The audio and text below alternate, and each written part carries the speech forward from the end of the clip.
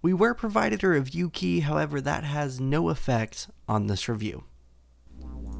Kinetic Edge is a racing, physics-based platformer. You play as a sphere, cube, pyramid, cylinder, or whatever, as you run through the different modes. The main focus is on the racing obstacle course style mode. You can play it alone, but from what I can tell, there isn't any way to add any AI opponents into the mix, so you just run through it yourself trying to get a new personal record. It's clearly meant to be played with friends in multiplayer, but I didn't have anyone to play it with. So I tried to search for a game and there were none available. Now at the time of writing the script, it is about a week before the game's launch, so that kind of makes sense. But it is still something you need to keep in mind if you want to pick it up. Now, I had mentioned personal records, and I do want to come back to that. There are global leaderboards for each of the levels and modes. If you're a speedrunner or something of that sort, you might enjoy that. But one of the modes is particularly broken with its leaderboards, and that is the maze. There are 3 separate mazes you can go through, a 10x10, 20x20, and 50x50.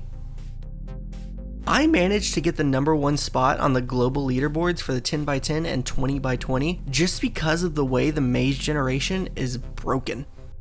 On one run, the exit can be located on the complete opposite corner of the maze, but on your next, it can just be a few turns away. How can that have its own leaderboard? They can't all be grouped together by size if one generation can be finished in 30 seconds and the next run can be beaten in 9. That doesn't make any sense. The rest of the issues are relatively minor and can be fixed. Like the camera gets blocked by objects, and that can be quite frustrating when it causes you to fall in a hole you couldn't even see. The tutorial tells you that you can use a controller, and the controller does work, but none of the button prompts updated for me, and it didn't even register input in some of the menus.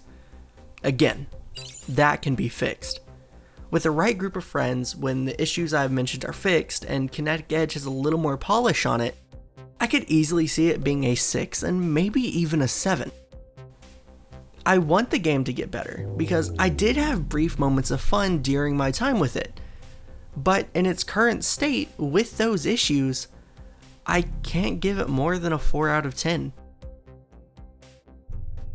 Thank you for watching our review of Kinetic Edge. If you enjoyed it, leave a like and subscribe. You can keep up with us outside of YouTube over on Twitter and Instagram at InputSource or by using the link in the description. Game links can be found down there as well.